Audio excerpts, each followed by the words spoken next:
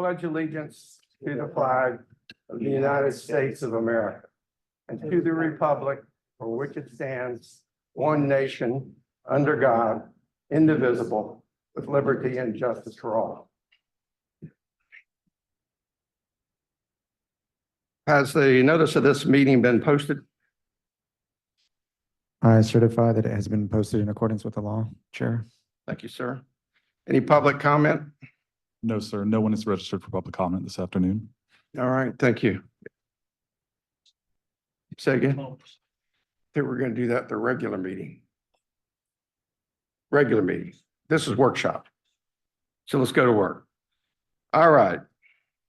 Budget review. You're up.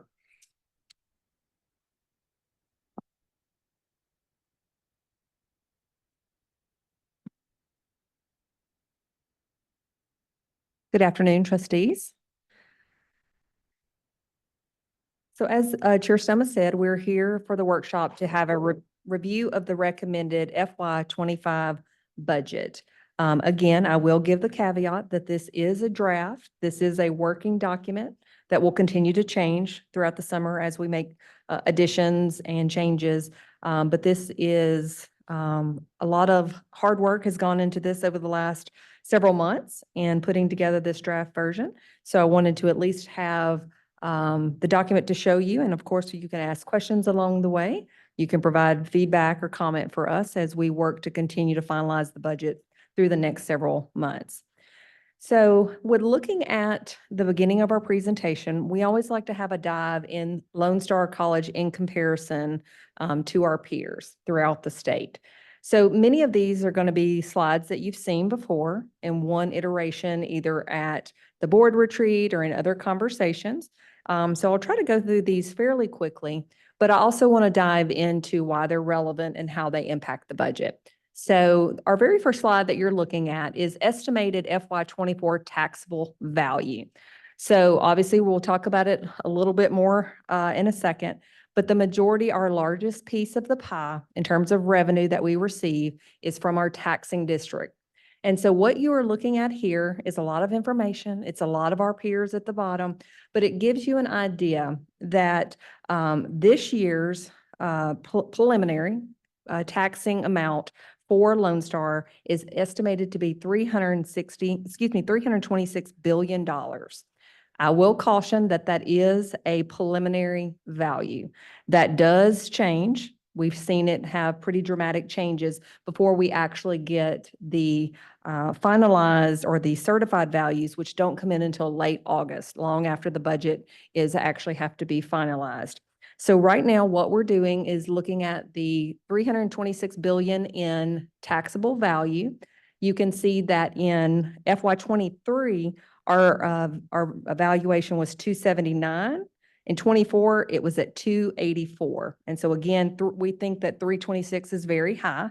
We do anticipate and are planning for that value to come down somewhere around probably $30 billion, which that sounds like a lot. And I'll put that in context that many of our peers, that would be their entire taxable district. But that comes through a lot of different means of challenges and other things. So again, that is a very high estimate, but that is currently what we receive from our taxing district. So that is the value that we're representing today. Okay. The other item that we will have in front of you is the FY24 tax rate. Again, you spent a lot of time on this last year and trying to lower the tax rate and be very intentional about that. And so this just continues to highlight that our current proposed tax rate for FY25 is 0.1076, and we are still 12th to the lowest. So we're towards the very bottom of our peers in terms of what our tax rate is for our taxing district. Again, looking at another source of revenue for us, which of course is tuition and fees. And so currently, based off of FY24, our original tuition cost based on 12 semester credit hours was $1332. And so again, that puts us still middle to lower of the pack in terms of what we're charging our in-district students. So again, what you are looking at in front of you is your in-district student charges. The next slide is showing us where we will be in terms of out-of-district. Again, these probably look very familiar to you. We spent a lot of time in March when we were talking about tuition and fees, going over this information. Lone Star, whereas in the tax rate, we're very low and conservative, and in district, we're very low and middle of the pack. In our out of district, we are intentionally higher so that we making sure that we're showing and delivering value to our taxing agents. And in terms of out-of-state tuition, again, our out-of-state tuition, $34.80 was what we charge out-of-state tuition for approximately 12 semester credit hours. Looking at FY '23 percentage tax values, again, just to point out to you that 48% of our overall revenue are supported by taxes. So I know we've talked a lot about state, we've talked about tuition and fees, but still our largest piece of the pie that we receive for our funds are from our taxing agents. And so 48% of our budget is supported by taxes. In FY '25, we show that that may come down to about 45%. So it'll be the first time in a while that we've really seen about a 3% swing in the piece of the pie while still being our largest piece of our revenue. So again, those were just some highlighted slides that we've shared, but I think they're always important context as we're diving into the figures and where these items come from, because really those are the data that really do drive how we work and come to the budget discussion. So they're very important to the context. So we always want to feel that it's important to give you a high level overview again. So when we're talking about budget assumptions, these are really just when the team starts to put together, when we start talking with the chancellor and the cabinet about budget assumptions, what we're going to put together, this is really at the heart of what we start with. So we always want to operate on best business principles and practices. We always want to be conservative on our estimates on revenue and expenses while trying to be as accurate as possible so that we have those available dollars to spend on students and serving our students and our district. So when we're putting this year's budget together, we really did project de minimis growth in terms of overall student enrollment for FY '25, and that's for credit and non-credit. And really our focus, which you've heard us say before and continues to be very important and at the narrative, is really our focus is on retention and momentum to graduation. That is what we're focusing on here. So again, the budget is very conservative with de minimis growth. Again, we always want to make sure that we're maintaining AAA rating for our bonds, and we're always maintaining the 16 to 20% cash reserves per board policy. We are also looking at budget assumptions that reflect the latest tuition and fee increases that you all approved, that we also look to maintain the tax rate, that we are trying to keep up with the so far ever-changing state allocation. And then, of course, working in the priorities we have heard from the chancellor, the cabinet, and even the board is that we wanted to focus this year on a 4% across the board increase for the entire system. We wanted to be very intentional about our faculty compensation adjustments to help Lone Star faculty receive the highest rates amongst our peers. We want to recruit the best. Our students deserve the best, and that's one of our actions to try to get us in that direction. We also work to fund 10 new faculty positions to replace those that had been taken several years ago as an attrition with the online program. So that was as part of the strategic plan to replace those 10. And then, of course, you will also see places where we have what we call year-over-year increases in fixed cost, and that's just the natural cost of doing business. So that might be something as an insurance increase, a contract that has an increase for inflation, and those sort of things are what we refer to as year-over-year. It's just the cost of doing business, and they have to be built in the budget because that's just what they're going to cost. And then, of course, we have some contingencies built in, which I'll share more with you in a moment. So again, when we're looking at sources of funds, so FY '23, you can see the split there with 20 in state, 29% students, tuition and fees, and 46% in local taxes. FY '24 still remains projected because obviously we're still in that year actively, still receiving revenues for FY '24, but it's really still kind of maintain that same rate. And then, of course, looking at FY '25, our proposed revenues will put us at 22% state, 30% student, 45% local taxes, and 3% miscellaneous or other forms of funds or revenue sources. So that is what you will be seeing today is how those funds will be allocated. So when we're looking at the growth in certified values, I mentioned that earlier in terms of looking at, where we are with our preliminary. This gives you an idea of, when we go back to talking about taxes, this shows you each color code, what we receive from each of our taxing districts. So that is the chart that you're looking at here. So the red shows you that of the 326 billion for certified tax value, this will give you an idea that we're proposing, based off of the rolls that we receive, is that approximately 225 of that is from Harris County. The middle is Montgomery at the 100.18, and then San Jac is the smallest part of our taxing district at the very top of the pie. So that is really how we're allocated. That's how we receive those funds, based off the 3 taxing districts that we have.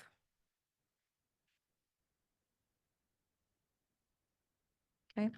I wanted to show you, again, I know the bar chart shows it a little bit, but I think just breaking it down in percentages, as we've looked at our sources of fund and local taxes, you can see here that in 24, 71% of our local taxes was from Harris County. Now, this year, that has gone down to 69%.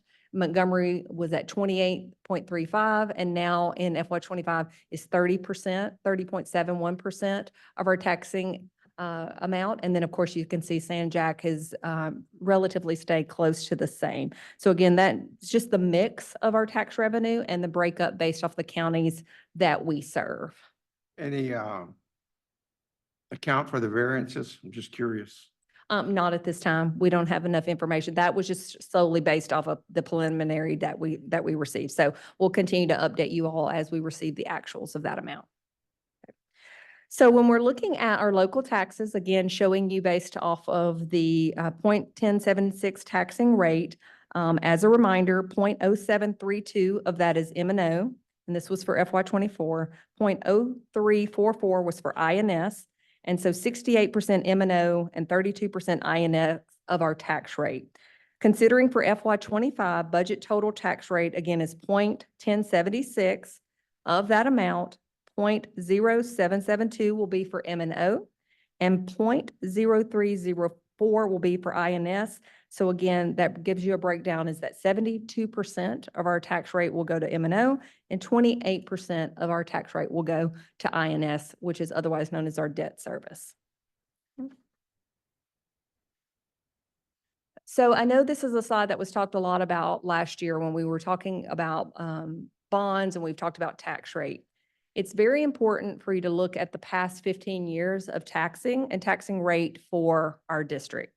Lone Star has been very intentional about being on the low side of what we tax our tax base. Obviously, very intentional. We're very fortunate to have a very diverse tax base, so we can thank those that came before us and all the work they did to make sure that we had a good source of which that we could pull our taxes and our taxing sources from. So we're very fortunate in that regard, and you can see that there has been very de minimis changes since 2000 or fiscal year 15 for our tax rate. That is us on the blue on the bottom, and then if you're looking at the red, that really is the state average of our peers for the last 15 years. What you can see is a pretty large spike in FY '22 of changes of our peers with tax rate. I want you to just kind of remember that and have that in the back of your mind, because that's something that a lot of the peers several years ago, when legislation changed, had to make some very, significant changes to their tax rate as a result of that. We were very fortunate that at the time we were able to do a lot of defeasance that kept us from having to lower our tax rate. This is one of the things that I want to bring your attention to, because we continue to monitor that, because there's a lot of conversations that at what point and when does that have to change as our tax rates change, to make sure that we stay in line with the requirements and legislation related to taxes. Talk a little bit about that more later, but I just want to bring that slide to your attention so you can see that we've been fortunate enough to not do that, but there is, that is the concern, because as long as values continue to grow, there is going to be pressure for us to decrease the tax rate due to truth in taxation laws, which does create ceilings on the tax rate. To maintain the current total tax rate, LSC has defeased debt to increase our INS tax portion rate, while the F&O portion has been forced to decline. The defeasance process is currently allowed by law, But I just want to note for those that are, just follow legislation, that there has been several discussion recently about changing our ability to actually defease bond. It has not passed yet. It has continued to be a source of conversation. So this just may not be an option for us in the future to defease if that continues to be something that is passed or legislated. So just bringing that to your attention. Again, this is a historical look at the debt and defeasance that we've done throughout the years, and you can take a look at the various debt levels. So you can see in 2024, after we defease the last tranche of bonds that you approved, we will have probably the lowest debt outstanding since 2015, and so our debt outstanding would be 623. You can see that the last issuance of the 2014 GO bonds was done in 2022, which is really what caused that spike from 21 to 22. The last tranche was issued, and so we've continued to defease and pay off bonds since that time. Okay. So again, when we're looking at our sources of funds, FY25, based off of our current projections, we're anticipating having student revenue totals for the budget for just the student revenue portion of $155.51 million. That is a $10 million increase, and mostly due to the increase of the 8% in-district, $18 out-of-district, and 23 out-of-state and international fee increase that was approved, as well as the $3 dual credit increase. So that is the majority of the increase that you see for FY25 budgeted as opposed to 24 projected. So this is where we're looking at state funds for revenue for 2025, fiscal year 25. So a couple notes here. I know we've had lots of discussions about the state formula continuing to change. Obviously, it changed dramatically this past year in 2024. These are preliminary. You will probably hear me say that numerous times. We have received 3 different allocations thus far in the last several months. So the information that we've used budgeted is based off the last preliminary information and data that we receive from the state. It is our understanding that we may or we could get another update next week. So it does continue to change. So that's why I want to highlight the preliminary piece of that, just so you are aware. We don't know if it would be of significant value, but there is a chance that these remain preliminary until approved in July. So looking at the purple is really the big differences, and you can see that 2024 projected was at 89.3. You all have heard on the monthly reports that in 2024, our actual state came closer to 97.8. And then in 2025, if all things hold true, we are anticipated or on track to receive state funding for 2025 to the tune of $113.6 million, which would be a pretty substantial increase of about 16.2% over previous years in state funding. So again, but we won't know the final rules for that until after at least the June 10th and then the state appropriation in July. So that was a lot of the high level numbers of how we got to where we are, how this continues to be a work in progress. So please feel free to ask me any questions. I'm hearing, oh, yes, sir. Okay, Chair, could be recognized. Go right Thank ahead. you. So if you could go back just one slide to source of funds. There we go, right there. So the percentage in the box, is that the percentage of state funding? It's a year over year change. Okay, It's So- not the percentage of the state or total revenue. It's just the change year over year in what we've received from the state. so I should look at that different than like slide 4, which was the pie chart. Yes, sir. Yes, this is just the percentage of how that formula, how that funding has grown year over year. Okay, so we project, of course, I know it's preliminary. Yes, sir. We project it dropping from 17.9 to 16.2. It's not it's the way that's written is really, it's a percentage of the change over what was projected versus what was actually received. So it's not actually a decrease in funding, it's an increase, but it's a percentage change year over year. Okay. So it's a an decrease in increase. Change. I'm sorry. It's a decrease in the change. Yes, sir. Okay, got it. Thanks. Yes, sir. Good question there. And if you would, and that you and I talked about this before the meeting, that maybe in August or September. School us on the formula. I'd like to understand, when there's a confidence that it's stable, if there's ever such a sir. stability, what the formula is and how this is determined. Yes, I sir. think that's extremely important for us to understand. Yes. And if you could do that, please. Yes, sir. Happy to do that. This slide, it starts to allude to some of your question, which I know came up, was really about contact hour funding. And I think the important thing to note there is prior to 2024, the majority of our state funding was from contact hour funding. And then there was a small, I don't want to use the word bonus, but we'll just for semantics, call it bonus funding, performance funding from student success. So the majority was from contact hours, and then a smaller part was from student success. When House Bill 8 came out, they really did kind of flip that narrative completely upside down.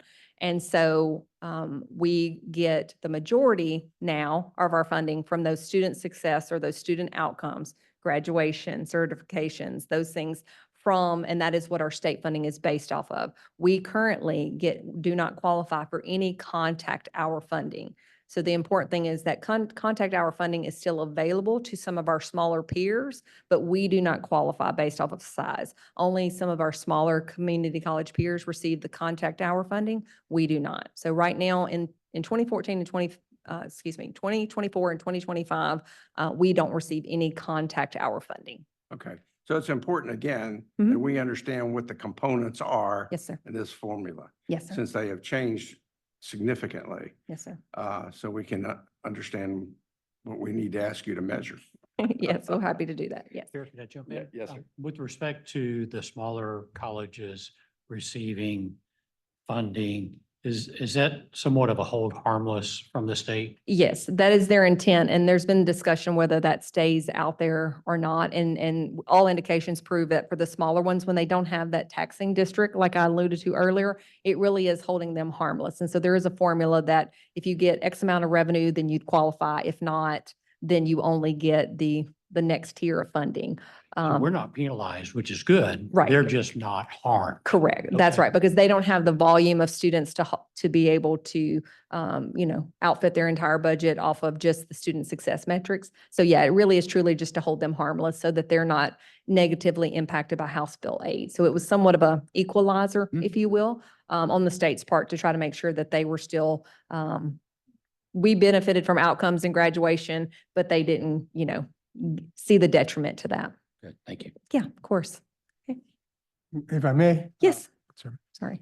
So, as far as outcomes, now that it's outcome-based, much of the funding, I mean, I know there's some, I know I hear there's some uncertainty or they're still working out through some of the formula. Yes. Is there anything we need to be cautious about or anything that could harm us in terms of just who we are and, the size or anything now? No, I mean, nothing, it continues to be a learning curve for us Yeah. all. So Mhm. just, owning that process.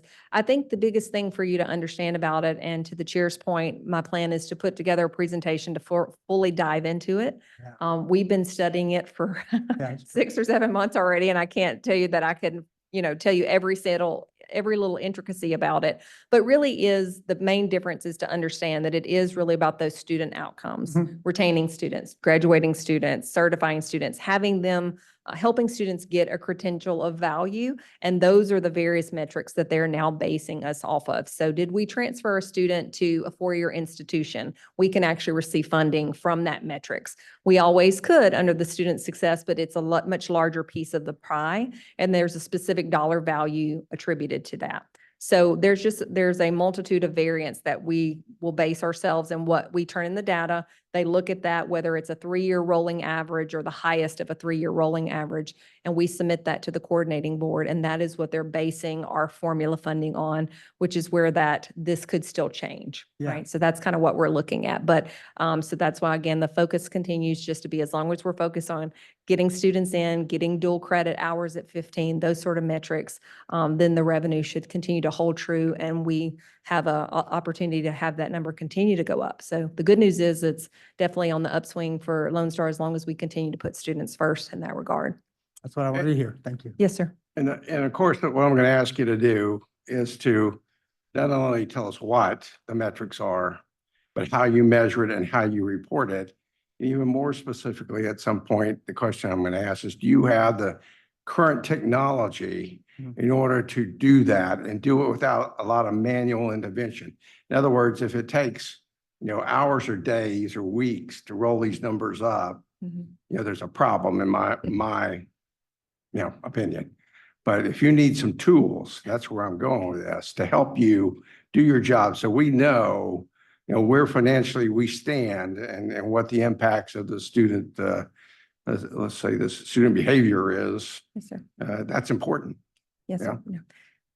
Thank you very much for your continued support. And I can say the bet. Chancellor and the Chancellor's Cabinet has been very supportive of G1. It is very important to us, and we are definitely felt very supported as we've continued to learn this transitional period. So, but thank you again for your continued support, Chair.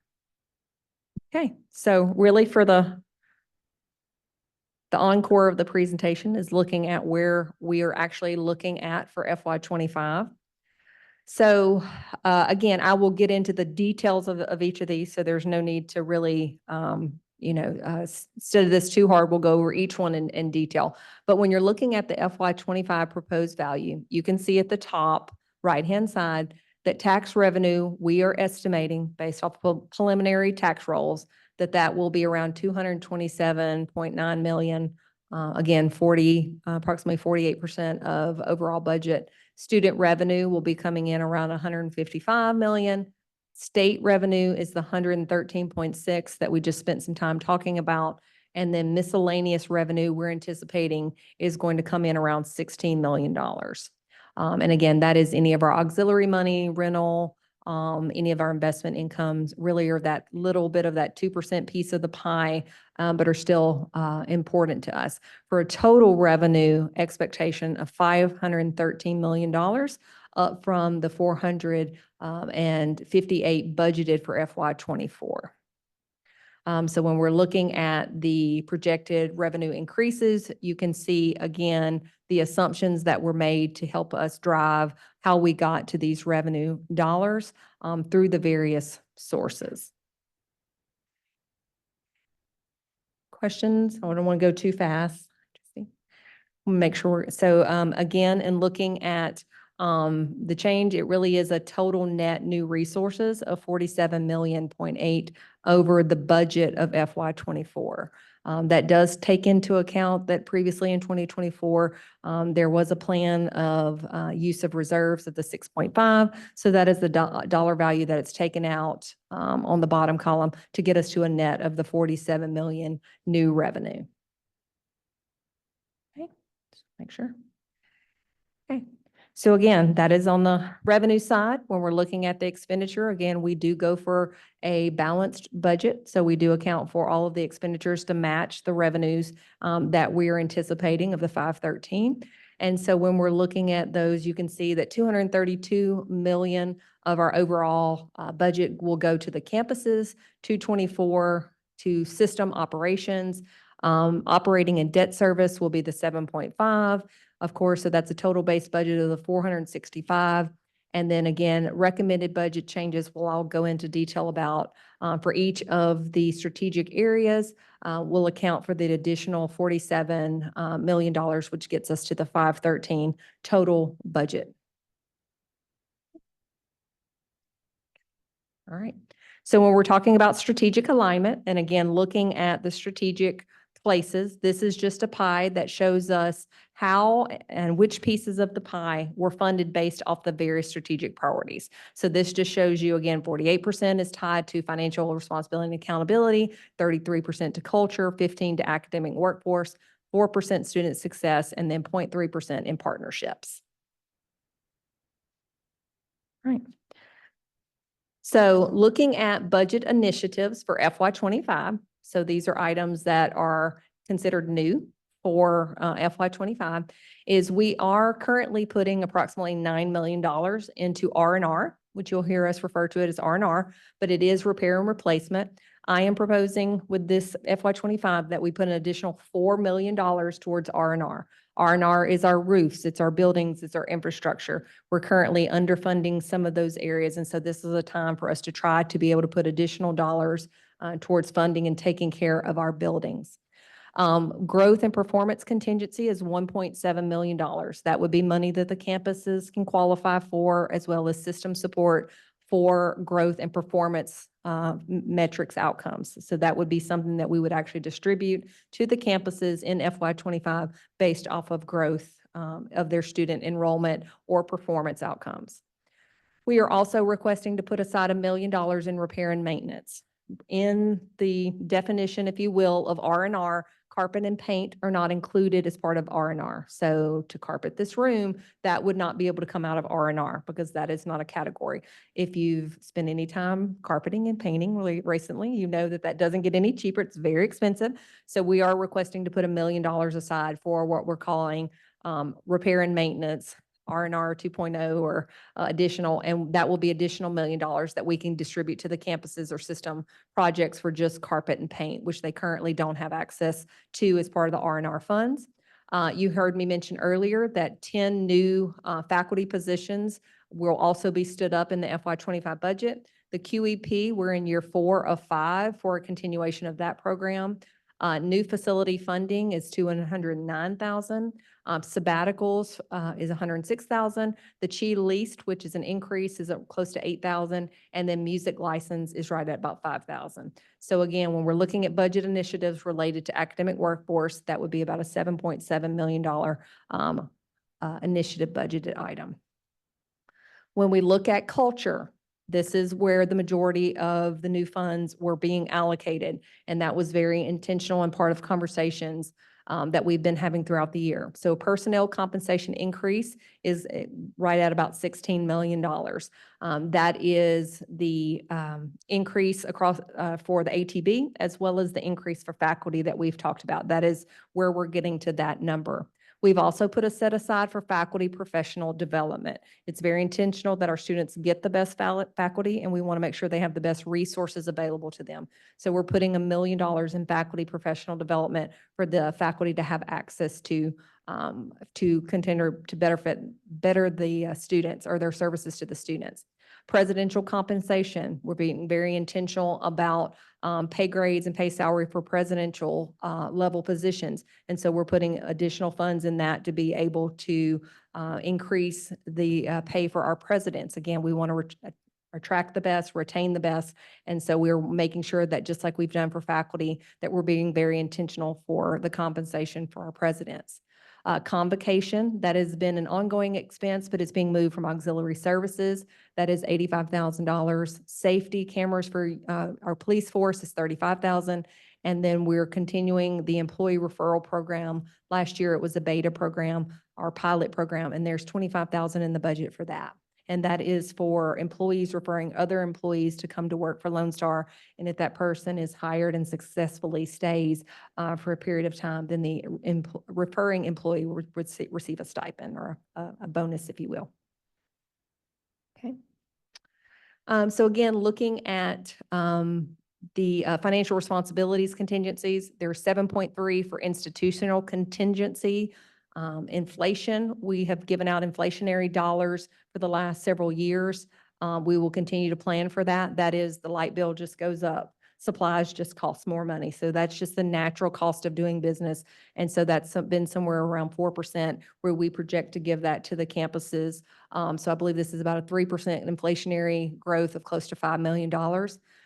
We are putting aside $3 million in emergencies and storms. I feel like that is an increase over what we've had before. Of course, if you've gone through the last few weeks in Texas, you'll know we've had lots of different major weather events. And so the emergency storms would be allowing us to help the campuses cover anything that our insurance doesn't cover. So that would help deductibles. That would help when we have hail damage and wind damage that have large copays. Insurance premiums, election cost for actually hosting the election for the trustees. We've also put into the account $1.3 million additional into our student activity fund adjustment. That would be money that would be available directly to the student activity fund for campuses to use on behalf of the student. Auxiliary services for students and food service is $1.2 million. IT security audit is $800,000. Auxiliary fund adjustments for our educational partners is $575,000. Retiree benefits 412, Technology Fund, 352, Tax Collection and Appraisal Fees, 320, Banking and Merchant Fees is 240, Utilities, 197, External Auditors, 133, Financial Analytics for AIR is 85, and then the Payment System Data Emergent Fees is $75,000. So that is the tune of almost 25 million in our bucket for financial responsibility and accountability. Christie, could you go back up to emergencies and storms, that 3 million? Yes, sir.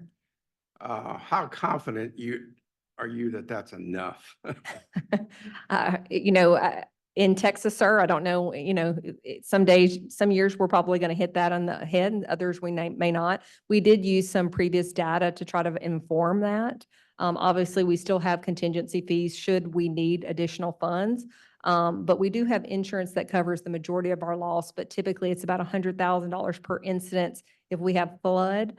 The one that worries me a little bit more is like for cost for hail and wind and things like that, because that's a percentage of the cost. So that's how we bank that number. But again, never sure when it comes to weather. Let's make a worst case assumption, because I think we're due. Say a class 5 hurricane comes right up, Yes, into sir. Galveston, which we're due. And we got flooding at Kingwood and other damages, plus other damages elsewhere.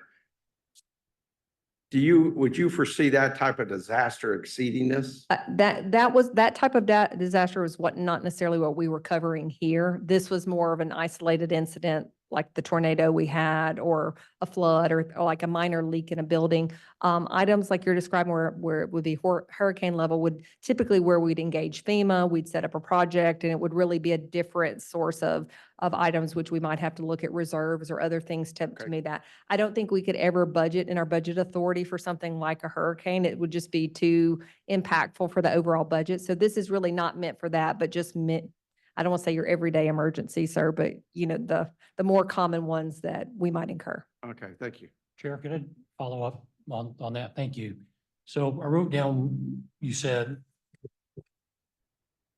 would help the campuses with emergencies and storms. Yes, sir. So is that cost not from the system? Or is the That- expense to the campus? So let me try to answer it this way. So like, as an example, I'll use Cy-Fair most recently. They sustained a tornado or straight line wind damage several weeks back. So in that regard, we have an insurance policy that would pick up, and typically we would pay $100,000 for the premium. Typically, we like to hold the campuses harmless in that the system would cover that $100,000, and that's the bucket that we would pull it from to help the campuses. In the case at Cy-Fair, it was wind damage as an example. That's a 3% of the building. So that gets in a lot higher, where you might not even engage insurance for that sort of thing, because it's the damage might actually be less than the deductible. And so Okay, so- that would be the bucket that system would help the campus to maintain those repair costs. Okay, is that an accounting function, or are you truly making the campus pay? And where I'm going is that I don't think campuses ought to pay for things like that. No, I think the system should pay it, not the campus, because no campus wakes up on Monday hoping to get a tornado. correct, yes. No, we're saying the same thing. We are not asking, so in Cy-Fair's case, they've been held harmless with the damage. The system is covering the costs for them. Oftentimes, the campus has to actually engage the PO or may have a cost. It is an accounting function. We may set up a project cost for that. So all those damages are tracked in that account and paid out of that account. Okay. So in that case, you're correct. The campus is being held harmless in that situation. The only thing typically they would cover was like an upgrade or anything outside of what maybe, was accounted for. So we had a flood, we had some flood damage. Well, we were on standby for flood damage at Kingwood because of San Jacinto River. So the campus sets up for the contractor, Blackman, to be on standby, or Cotton, whoever it was. Yes, sir. They initiate the action for the remediation, Mhm. but you're We paid- paying all the bills. Yes, sir, that's and correct. They're not being charged. No, sir, that's Okay, correct. Okay, good. Yeah, that's correct. Yes, ma'am. Good. Thank you. Then my second question had to do with the 4% contingency to campuses on inflation. Yes, sir. The board had talked about, and you may be carrying this on, the board had talked about having an inflation item in the budget every year going forward Mhm. because inflation was costing us so much. So is that what this is? Yes, sir. Okay. That's our best attempt to try to capture that. So that's in addition to what the campuses have. They will be distributed those inflationary dollars to their budgets to help with those rising costs. Okay, but once again, an accounting function, not an actual function at the campus. No, we actually transfer those funds to the campus for them to be able to use in their operating dollars. So it is an accounting, They're but in not that, spending the money, right? Well, you transfer it to them for what? increase in utility bills, increase in supplies, anything that may have cost more. So it's 4% or 3 to 4% of their budget. So let's say a campus has a $30 million budget. We're trying to give them 4% of that each year to account for additional expenses to keep up with the inflationary track. So it really goes into their operating budget to use for a multitude of things that just may cost more this year than they did last year. Okay, thank you. And Does then, that help? Yes, ma'am. Okay. And then the last question I had has to do with tax collection and appraisal fees. Can you tell me what that means? Because Yes. tax collections We, are covered by the tax offices that you contract with. we actually pay them for our portion of the tax collection and appraisals fees. They We- deduct it from the money they send you. I don't think you actually pay for it. I will verify that, sir, but it's my understanding we have to specifically book that in a line because it can't come out of the same, it has to come out of our Fund 10. All right. But I will verify that note for The you. appraisal fees, Same thing. what The, appraisals are being conducted? the appraisals of the overall arching taxing district. So it's from, all of that is going to Montgomery and Harris County and San Jac for the tax collection and appraisal fees of our taxing valuation. That is our portion of the share of what we owe them for that. Thank you. Okay. We'll talk later. Okay, yes, sir. Okay.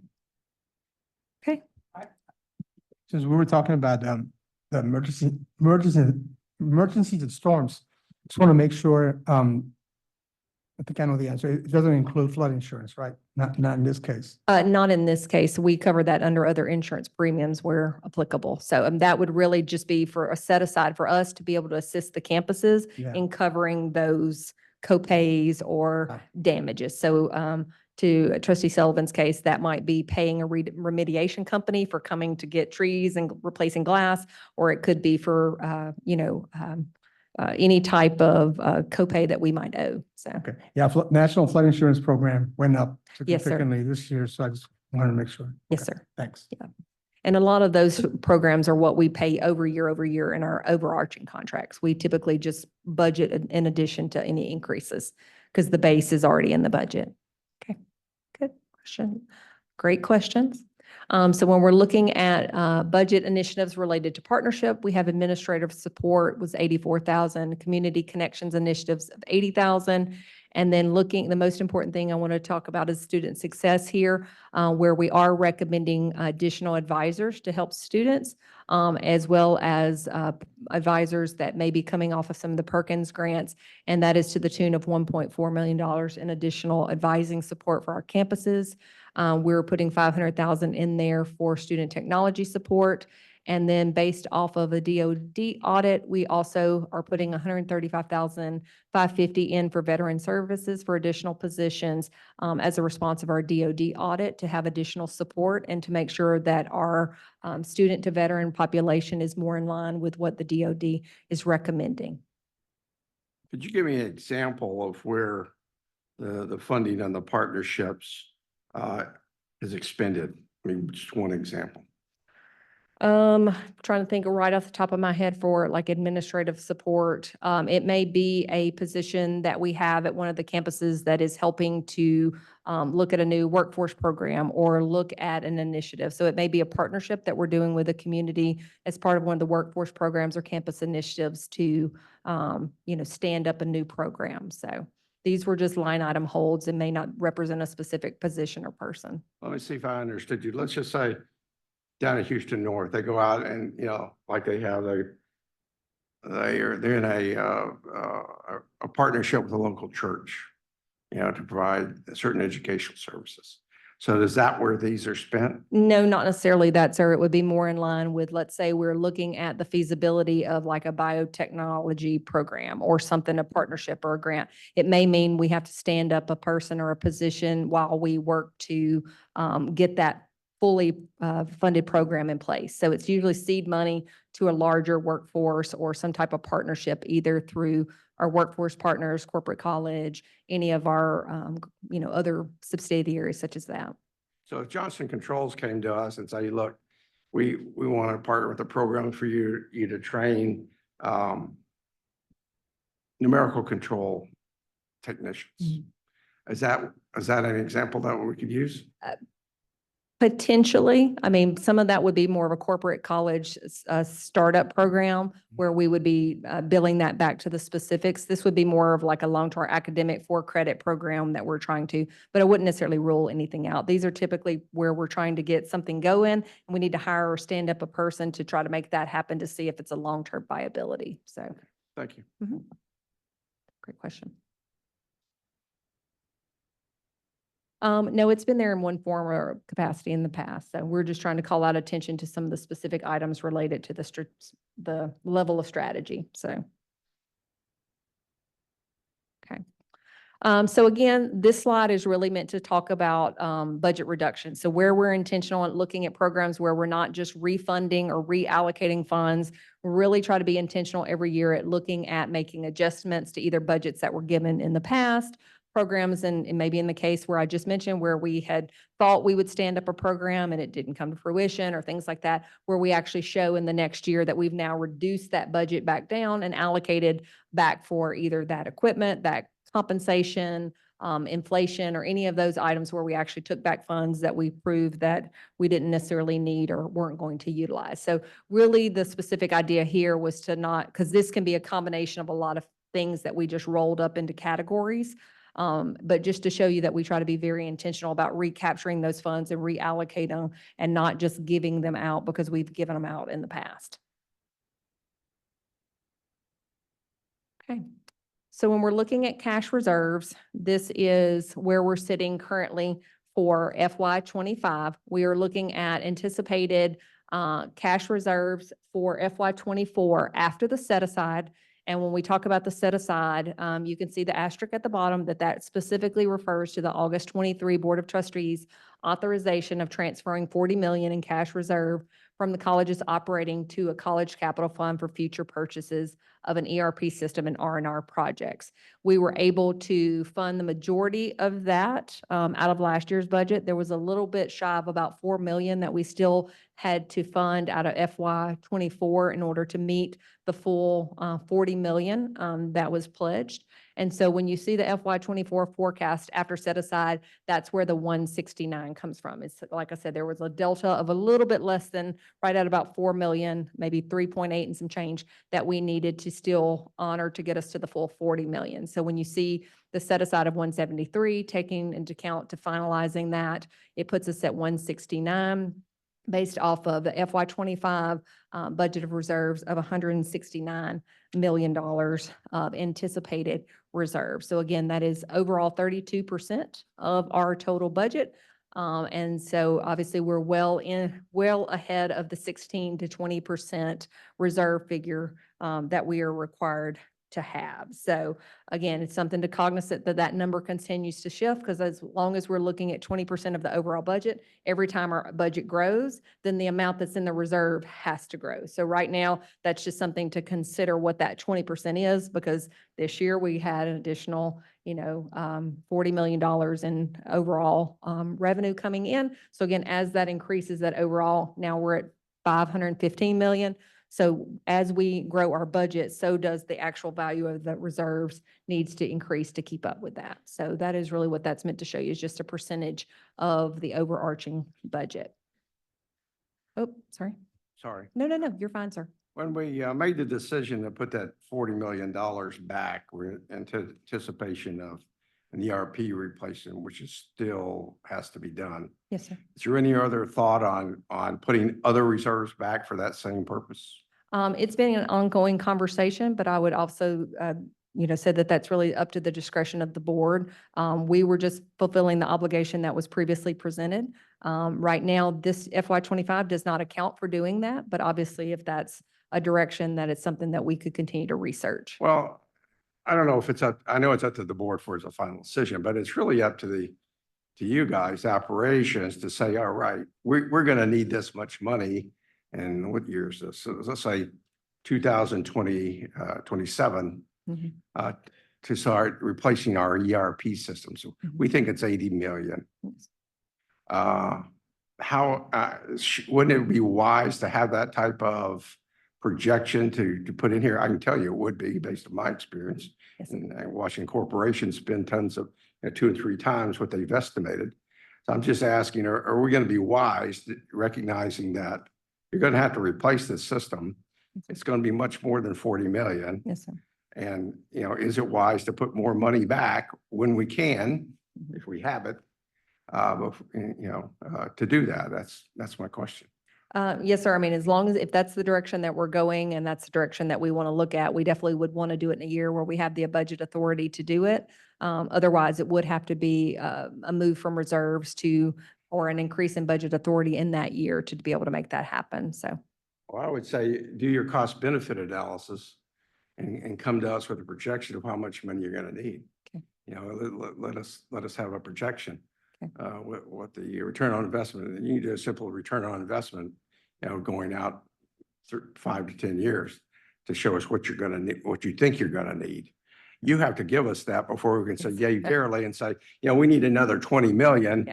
And we have it here to put back for that. So we have the money in 2027 to spend on it. You understand what I'm saying? oh, yes, So yeah, we'll approve it, but we need you to give it to us yes, sir. and tell us this is the way we're going to do it. Yes, sir.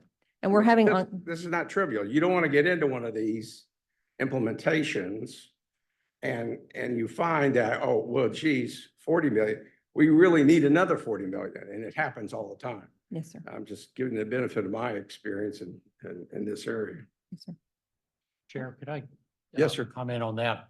When you first started with your conversation, I thought you were going down a road of saying not you, Christie, the administration needs to tell us what to plan for.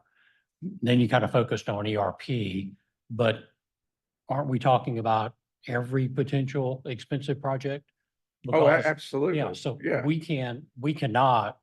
don't have the collective knowledge here because you said you want the board to decide.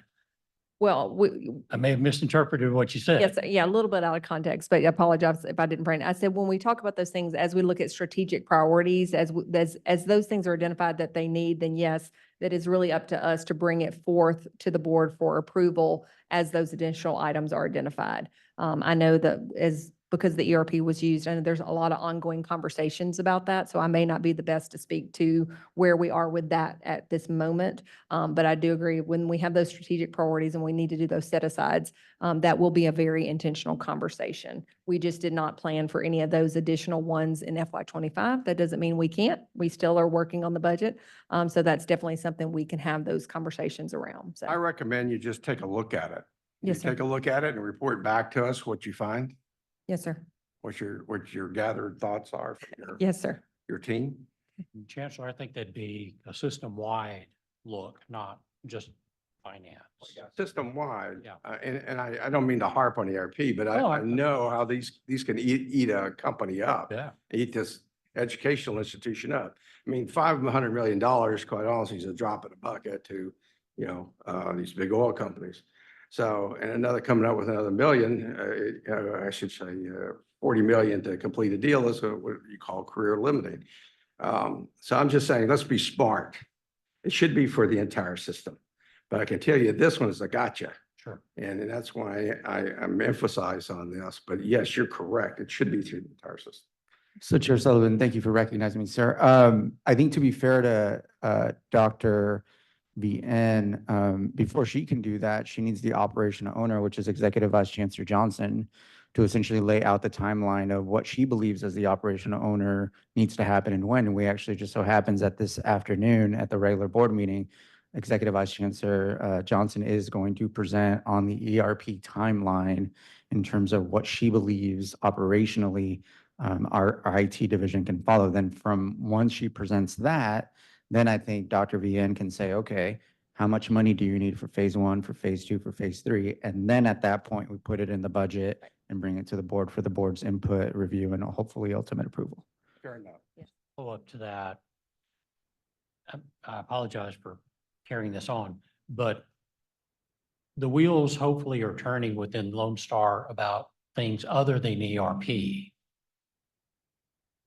Yeah, something specific. Yes, they are super spinning. In fact, I can Yes. tell you that we have a brand new position with Miss Vaughn right there in the yellow, and her entire job is to forecast budget because we want to get in the habit of forecasting in anticipation of things happening so that we can put it in the budget to make sure that when that thing happens, we have done everything we can to mitigate against it. So no, sir, it's not just the ERP, it's what happens if tax rates go down. What happens if we have to lower the tax rate because we can't defease as much as we have in the past years? What happens if housing costs go down? What happens if our enrollments drop? And so a large part of what Ms. Vaughn is helping us do, along with the rest of the finance team, is contemplate those worst case scenarios.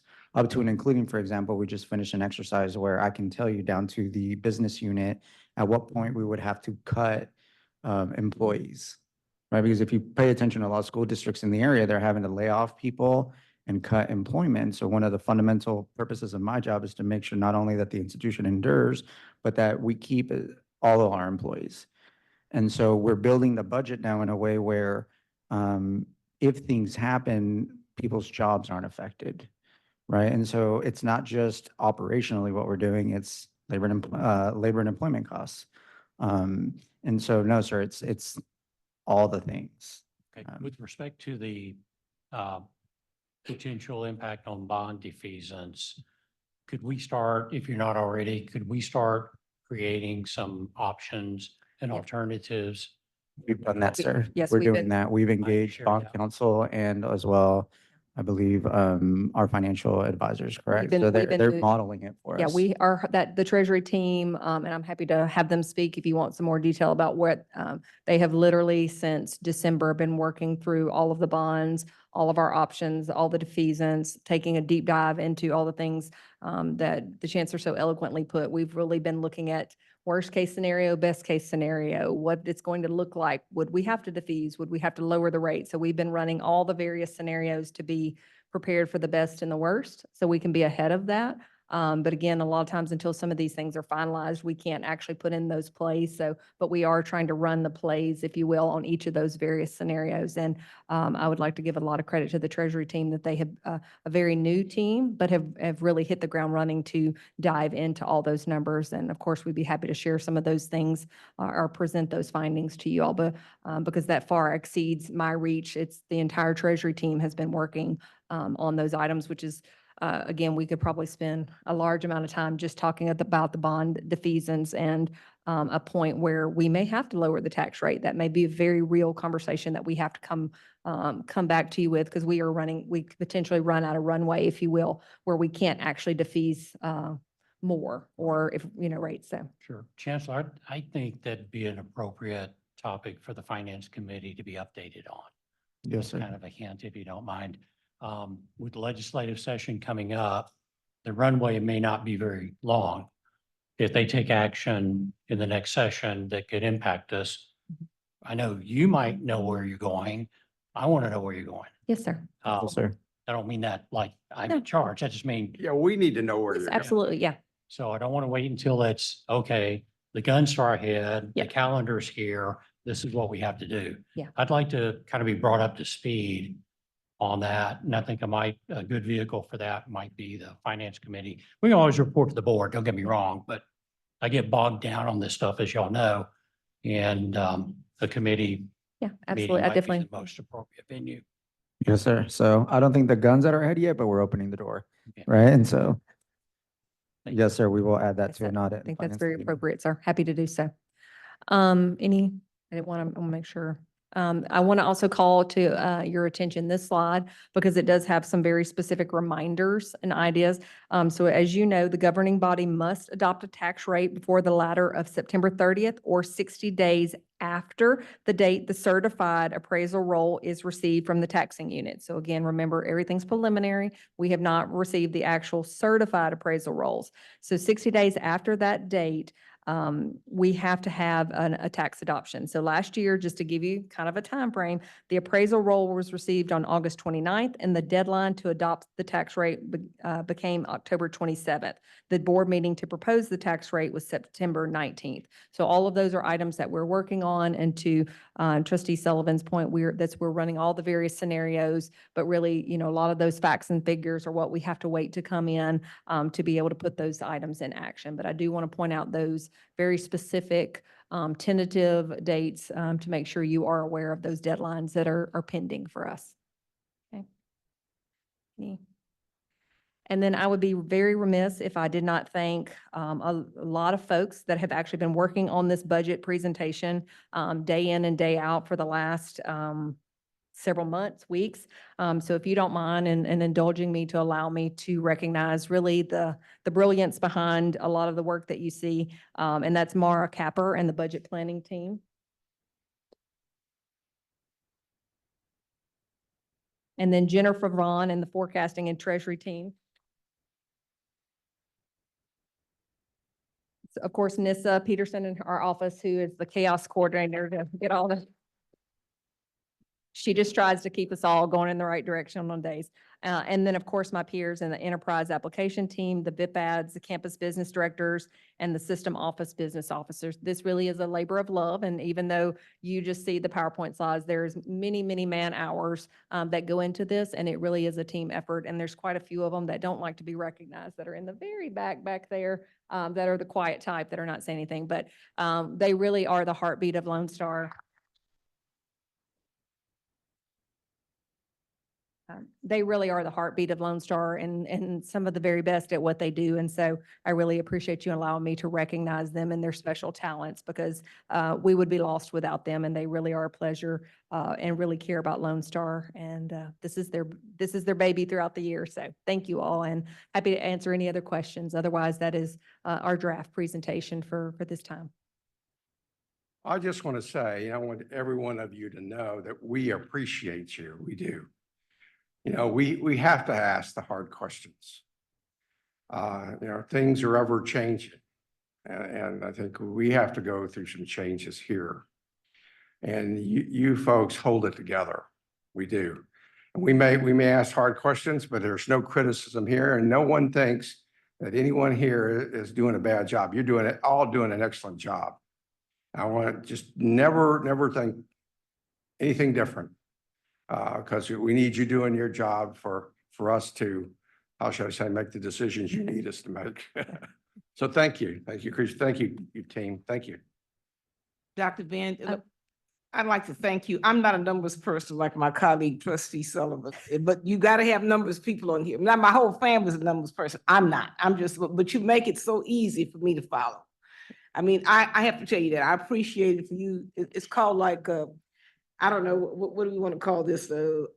Budget for dummies, but I'm just serious, but I'm not the numbers, but I can keep up with you. I want to tell you that. And that's saying a lot for me to keep up with you, because I'm not Trustee Sullivan. These numbers get by me sometimes. Okay. Well, Thanks. Any other questions? Can we get copies of yours? Oh, Yeah. yes, sir. Absolutely. Thanks Okay. again. All right. Thank you, sir. This is the conclusion of the workshop. Do we have any other discussions for this meeting before we adjourn? No other discussions, and I call this meeting adjourned at 4:04. Thank you.